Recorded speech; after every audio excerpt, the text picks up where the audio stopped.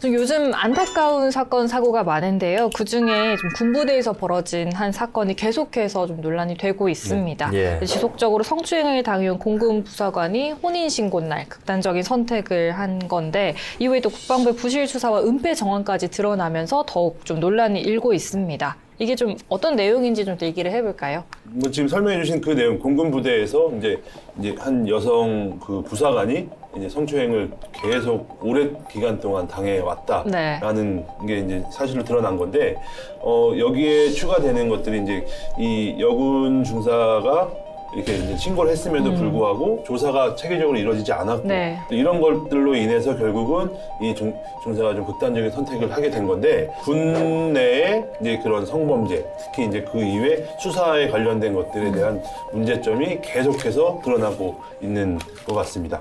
변호사님은 좀 이번 사건 어떻게 보셨어요? 저는 군부대 그 사건의 특수성을 고려해야 된다고 생각을 하는데, 군 업무 특수성상 그 상사가 부하 여군에 대해서 뭐 성범죄를 저지르는 것이 상사가 어떠한 인사권이나 명령권을 갖고 있기 때문에 굉장히 상대적 약자일 수밖에 없어요. 그래서 이 부분에 대해서도 뭐 다양한 뭐 절차적인 문제도 개선을 해야 되겠지만 일단은 처벌 수위를 좀 높여야 되지 않나, 저는 이렇게 생각을 합니다. 처벌 수위가 어떻게 돼 있는지 혹시 조사가 된 게 있나요? 뭐 일반 형법 수순으로 똑같이 돼 있을 겁니다. 그러니까 일반 형법이 그 수위가 있을 것이고, 장애인하고 뭐 아동 청소년은 수위가 더 높아지는데, 군 내에서 발생한 그 처벌에 대해서는 수위가 좀 일반 형법하고 동일하고요. 압박과 회유가 적용돼 가지고 오히려 그 낮아질 수가 있는 거죠. 왜냐하면 군인이라는 그 직종이 공무원이기 때문에 집행유예 이상의 형을 받으면 옷을 벗게 됩니다. 그러니까 본인 직위를 잃게 되고, 그렇죠. 이게 또 만약에 파면이나 뭐 이렇게 가게 되면 본인의 그 퇴직금 그렇죠. 혹은 연금에 대해서 이제 확 깎이기 때문에 그렇기 때문에 오히려 더 군사법원에서는 그런 거를 고려해가지고 뭐 선고유예를 하던가 뭐 이런 경향이 좀 있는 것 같습니다. 네. 군사법원 그 성범죄 실형 그 선고 비율도 16.4%밖에 안 되기 때문에 어떻게 보면 좀 솜방망이 처벌이다라는 비난이 계속 일고 있는 겁니다.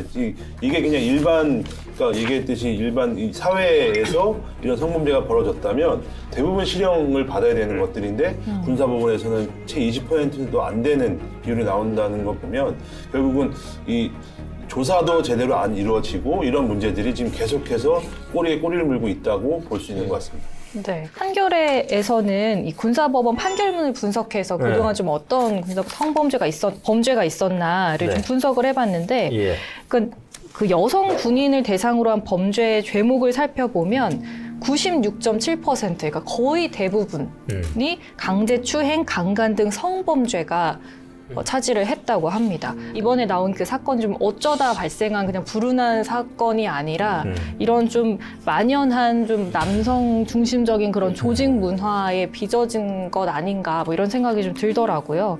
이 기사로는 그런 걸 보고 이제 남성 여성의 젠더 간 위계가 군에서의 절대적인 계급적 위계까지 무너뜨렸다라는 얘기를 하더라고요. 직업적으로 선택한 여군들 같은 경우는 장기 복무, 그러니까 내가 군에 계속 직업으로 머무르기 위해서는 인사평가를 통해 갖고 장기 심사를 해요.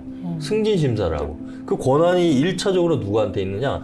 내 소속 상관이, 지휘관. 그리고 2차 상관이 있겠죠. 그러니까 내가 직업적으로 여기에 이 회사에 더 근무를 하고 싶으면 그 상관한테 잘 보여야 되는 거예요.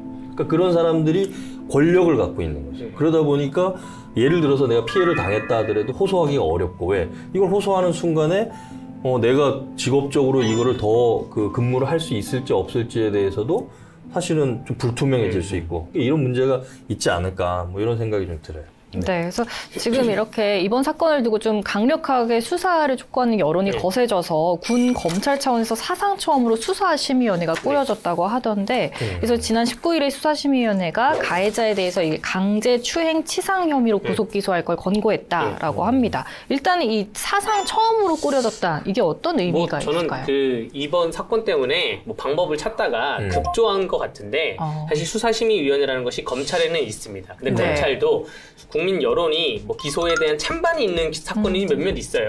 그럴 경우에 국민 여론을 듣고 전문가들한테 의견을 묻겠다 해서 수사심의위원회를 여는 것이거든요. 그래서 뭐 가령 삼성 이재용에 대해서 구속을 할지 안 할지, 뭐 한동훈 뭐 차장 검사에 대해서 검언 유착에 대해서 기소를 할지 안 할지, 요 두 차례만 딱 열렸어요. 일반 검찰에서도. 네. 요거는 이제 기소할지 안 할지, 구속할지 안 할지가 애매한 경우였는데, 요 사건에서는 당연히 기소를 해야 되는 부분이고 당연히 구속 수사가 되는 부분인데 이걸 굳이 왜 수사심의위원회를 열었냐라는 의문이 들었고요. 또 두 번째가 그럼 수사심의위원회를 열었다 했을 때 저는 처음에 든 생각이 이 돌아가신 여 중사님께서 그 피해자께서 한 20여 차례 이상의 압박과 회유를 수많은 사람한테 받았다고 하는데 이 사람들 다 조사해서 다 기소 의견하는 거구나. 저는 그렇게 생각을 했어요.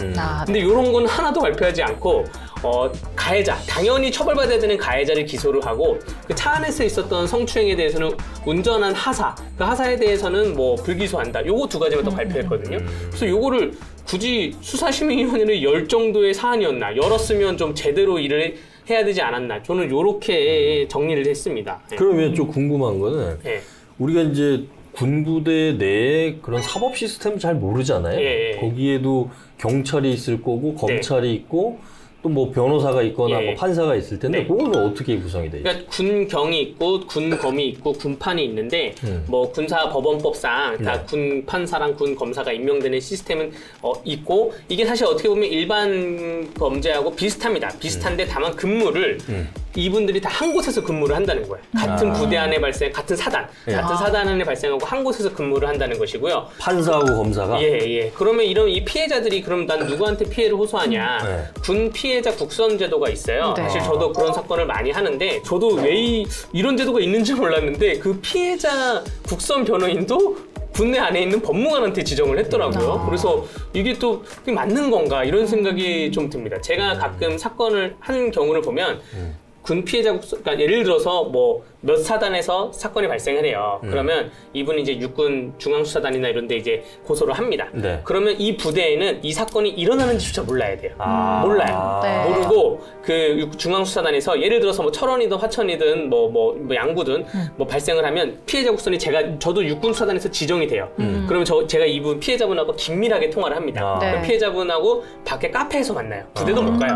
왜냐면 부대를 가면 변호사가 부대 왜 왔어? 이렇게 나오기 때문에. 그럼 조사도 어떻게 하냐면 육군 중앙수사단에서 그 부대 근처에 카페로 오던가 와서 밖에서 조사를 받아요.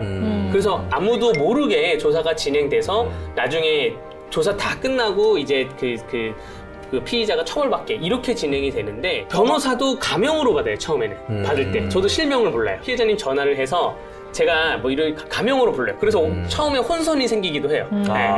제가 가명으로 부르면 그분은 또 내 가명이 이건지 몰랐던 그 정도로 보안이 철저하게 유지가 돼야 되는데 이 사건은 뭐 압박과 회유가 들어갔다 그랬잖아요. 저는 굉장히 이 기사를 보고 좀 굉장히 황당했죠.